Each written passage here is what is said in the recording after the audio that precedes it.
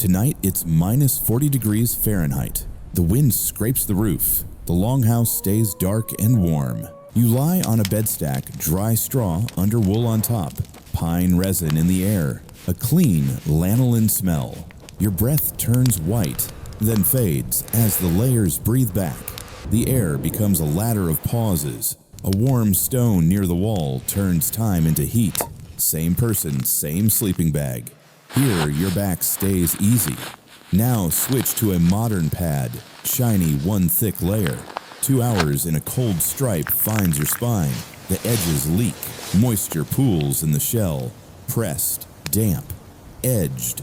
So why do thin Viking layers beat one thick modern pad, especially at 3 in the morning, edges leak? Loft is life. If this rings true, tell me what to test next after the fire. You press a rough wool blanket, springy, not slick, pine resin in the air, a clean lanolin smell. Your skin is a little damp, but the warmth holds. The fabric dips, then lifts back. It breathes. Here's the odd part: you stay warm even when the wool isn't bone dry. Why? 3 clues. First, wool has tiny bends called crimp. Those bends trap still air like little springs. Second, lanolin is natural wool oil. It lets water move along the outside of the fiber so the core stays drier. Third, crimp rebounds after pressure so the blanket keeps its shape under your hips. Shape keeps pockets. Pockets keep heat.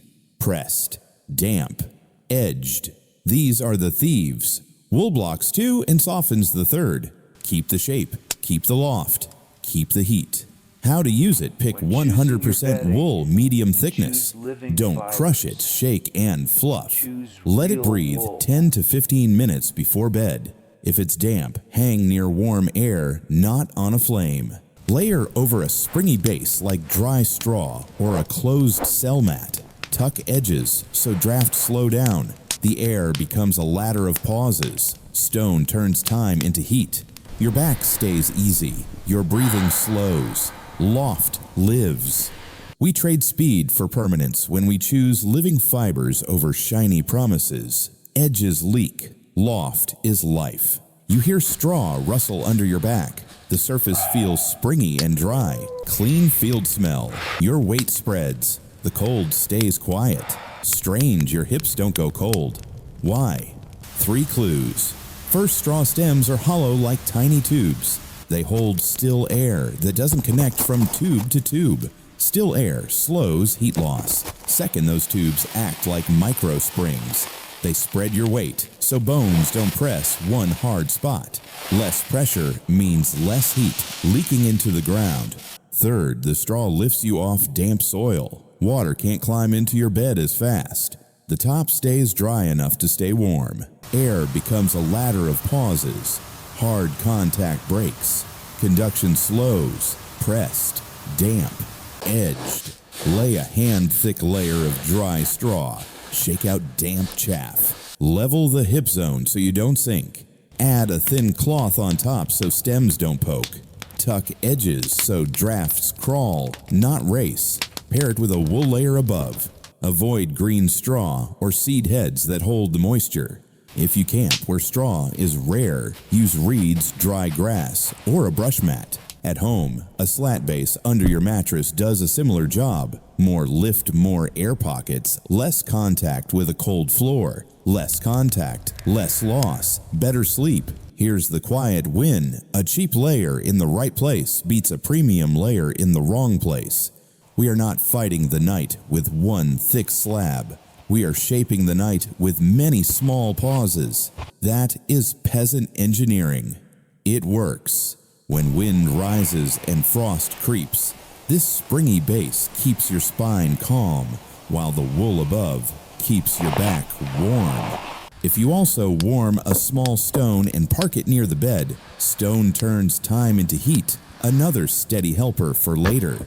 But even without the stone straw, does the first big job lift spread dry? Tell me what to test next after the fire. You feel a thin cover on your hand. Under it, a soft liner. Below that, a warm face layer. The touch is even. No draft slips through. The bed feels calm and steady. But here's the strange sign you stay warm without one huge blanket. Why? 2 clues, maybe 3. First, every seam between materials makes cold air slow down. Each boundary is a speed bump. Second, thin layers hold shape better at the edges. They tuck clean, they leak less. Third, the small gaps between layers trap still air. Still air resists flow. Air becomes a ladder of pauses. One thick slab can fail at the rim. Edge convection starts there. It races heat away, like a highway. That is why your back cools with a single pad. The center seems fine, but the edge steals. Pressed, damp, edged. Build it the old way. Stack 3 to 5 thin layers. Start with a springy base like dry straw. Add wool or a skin layer for loft. Top with a tight weave that checks the wind, but still lets breath out.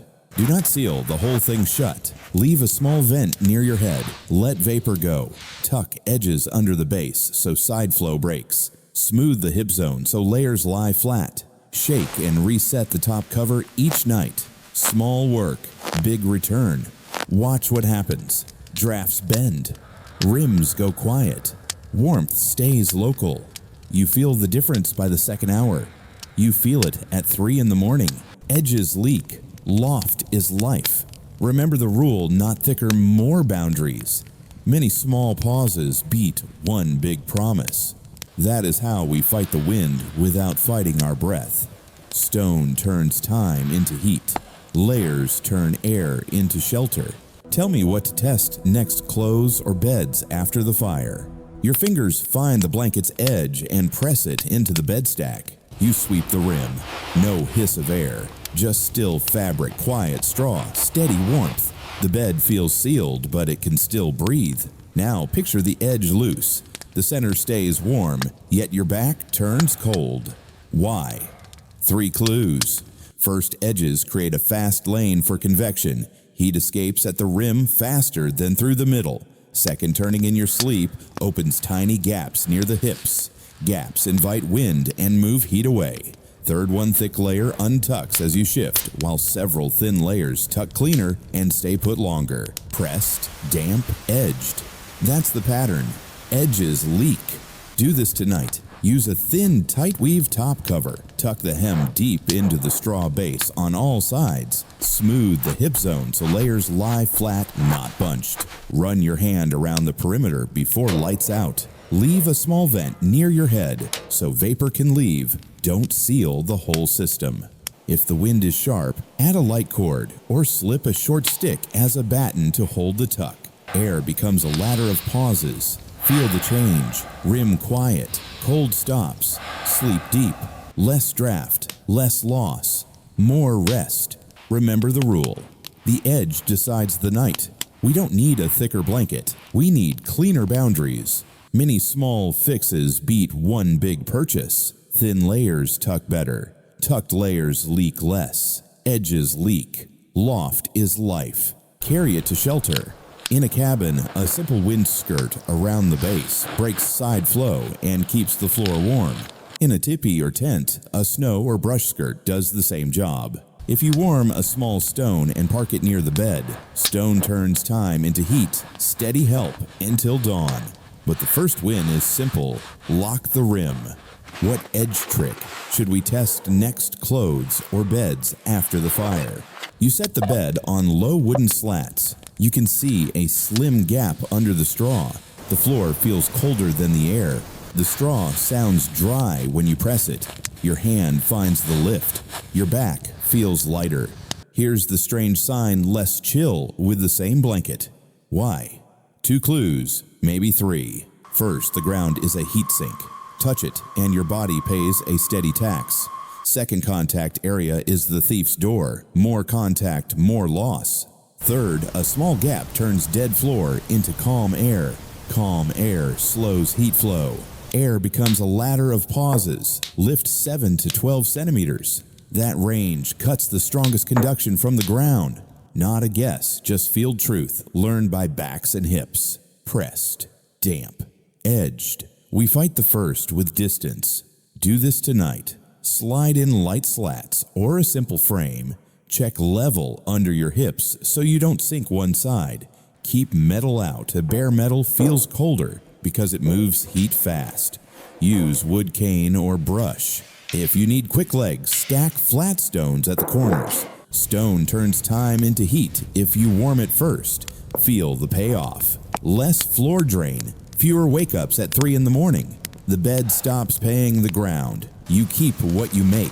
Less contact, less loss, more rest. Remember the rule, a few centimeters can win the night. We don't need taller beds, just smarter space. A lift makes room for still air. Still air makes room for sleep. Carry this home.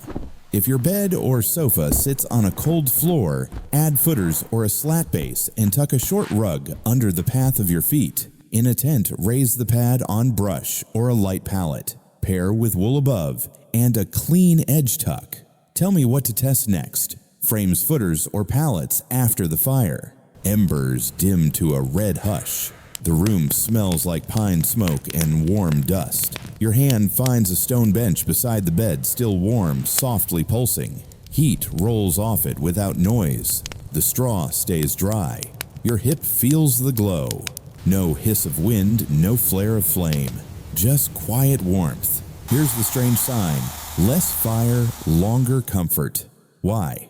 3 clues. First, dense stone stores heat fast, then releases it slow as gentle radiation. Second, set near your bed. That steady glow warms the edge of your layers, so air becomes a ladder of pauses instead of a racing draft. Third, a small gap matters. Keep the stone off damp wool so conduction doesn't crush loft. Pressed, damp, edged. Do this tonight. Warm a small stone or brick near the fire, not inside the flames. Test with your palm, hot not burning. Wrap it in dry cloth or sit it in a clay pan. Park it by your hip at a hand's width. Leave a tiny vent near your head so vapor can leave. Don't choke the system. If you have 2 stones, stage them, one for now, one for later. Stone turns time into heat. Feel the payoff. The bed takes on a slow heart. Even warmth holds to dawn. Fewer relights at 3 in the morning. Less fuel, more sleep. Remember, the rule store beats burn. We trade sparks for staying power. A few minutes of setup, buy hours of calm. Pair the stone with clean edge tucks and a wool top. Keep metal out. Bare metal moves heat too fast and feels colder. Wood or brick is kinder. Bring it home. In a cabin, a short brick wall or a thick hearth bench near a small heat source will do the same job. Charge in the evening, glide through the night. In a tent or teepee, a wrapped field stone beside the bed gives a quiet boost without smoke or noise. No fuss, no roar, just stored warmth doing simple work while you sleep. Tell me what to test next: hearth, bench, brick wall, or wrapped field stones after the fire. You feel a small vent above your head. The cover sits loose at your neck. Morning comes, you lift the layers dry enough to feel warm. No sour damp, just clean wool and straw. But last week, the same setup felt clammy. Why? 3 clues. First, a tight seal traps vapor. Water turns to fog inside the layers and clumps the fibers. Second, clumped fibers lose loft, less air, more contact, more loss. Third, a simple path out keeps the inside drier than the outside. Let vapor go. Air becomes a ladder of pauses. Do this tonight. Leave a 2 to 3 centimeter vent near your head. Don't cinch the collar hard. Before sleep, check edges for neat tucks, but keep that small vent open. In the morning, flip the wool side to side and shake the straw. Give both 5 to 10 minutes of air. If you use a liner, pick cotton or wool so it dries fast. Avoid slick shells that trap sweat. Feel the payoff. Less damp. Loft lives. Stable warmth for many nights. Pressed. Damp. Edge, treat the damp first. Remember, the rule control, the moisture control, the heat's life. We're not fighting the night with force. We're guiding the flow with tiny exits and small routines. Edges leak. Loft is life. If you want the next test, wool liner versus cotton liner, tell me after the fire. The fire settles to a red hush. The stone still gives a slow glow. Your breath is clear now. The bed breathes. We followed the signs and named the thieves pressed, damp, edged. We named the fixes the old way: loft, boundaries, distance, slow the air, lift the body, let vapor go. Air becomes a ladder of pauses. Stone turns time into heat. You feel the room calm. No rush, no leak, just held warmth and quiet sleep. Two small rules remain. Edges decide, and loft is life. Choose warmth. If you want the next inquiry, why Inuit bed platforms beat air mattresses at -40 degrees Fahrenheit, leave your idea after the fire.